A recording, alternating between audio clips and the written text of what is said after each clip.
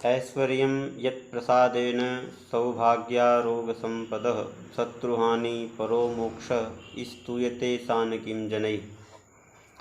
नमस्कार साथियों, श्री दुर्गाई नमः।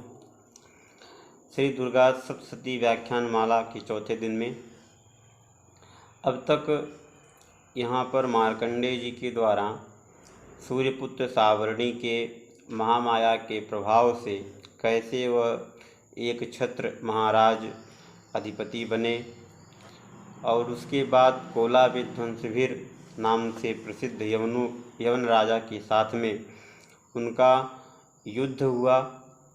यहाँ तक का कथा उनके द्वारा हमने कल जान लिया। आज उससे आगे चलते हैं हम लोग। तस्य तैर्भवद्युद्धम् अति प्रबलदण्डिनः न्यूनैरपि शतैर्युद्धे कोलाविध्वंसिभिर्जितः। अति प्रबलदण्डिनः, अतिशयेन प्रबलो दंडो नीति यस्य सह अति प्रबलदण्डिनः सुरथः। जिनका दंड नीति अति प्रबल है ऐसे राजा सुरथ। तस्य तैः यवनैः भूपैः युद्धम अभवत्। अति प्रबल दंडिनः जो राजा सुरथ हैं उनका उन कोला विध्वंसवीर राजा के साथ में युद्ध हुआ। न्यूनैरपि अत्यंत कम होने पर भी कोला विध्वंसभिर सह जितः।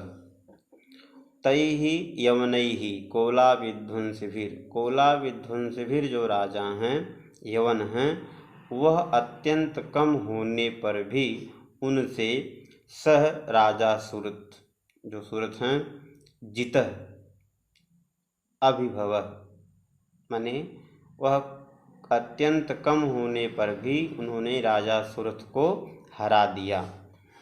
यहाँ जितः प्रयोग किया गया है। जितः में दो धातुएं प्रचलन में हैं, जी जये और जी अभिभवे।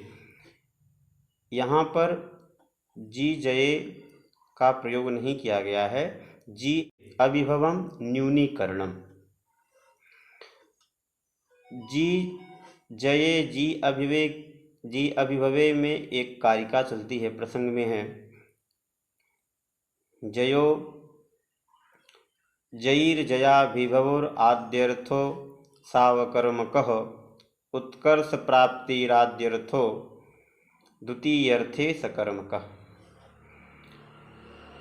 जी धातु जो है उसके दो अर्थ हैं। जी जये जी अभिभवे जो प्रथम अर्थ है जी जये वह अकर्मक है और जी अभिभवे जो दूसरा अर्थ है वह सकर्मक है।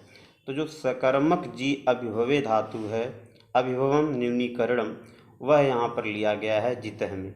जितः का अर्थ है पराभव या अभिभव।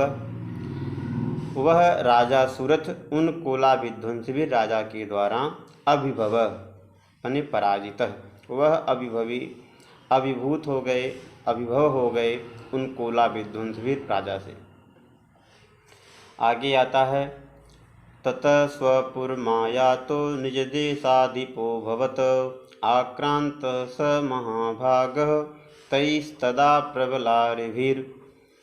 स्वपुरम आया तो अपने नगर को आकर के, ततः कोला विध्वंसवीर राजाओं से हार करके पराजित होकर के राजा सुरथ अपने नगर को आ गए। निज देशाधिपो अभवत माने जो समस्त मंडल पे जिसका अधिकार था अब वह केवल अपने क्षेत्र के नगर क्षेत्र के ही राजा रह गए। निज देशाधिपो अभवत निज देश के अपने देश के ही राजा रह गए। आक्रांतः स महाभागः तैस्तदा प्रबल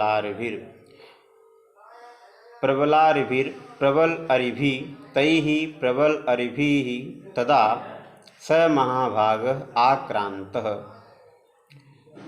तैः यवनैः भूपैः प्रबल अरिभिः, अत्यंत बलशाली शत्रुओं से स महाभाग, स माने स राजा सुरथ, महाभाग महांतो भागो यस्य स महाभाग, भाग भग समुदाय भग समूह। आपको हम बता चुके हैं कि भग एक समुदाय विशेष है। ऐश्वर्यं समग्रस्य धर्मस्य यशसः श्रियः ज्ञान वैराग्योश्चैव षणां भग इति ऋणाः, यह विष्णु पुराण में आ चुका है। ये 6 भग हैं। इन भग 6 के भग समुदाय को भाग कहते हैं। और महांतो भागो यस्य महाभाग, ऐसे जो सुरथ महाभाग हैं वह आक्रांत, तैः यवनैः आक्रांत, उन यवन से वह आक्रांत हो गए, माने उन यवनों ने उन पे आक्रमण कर दिया।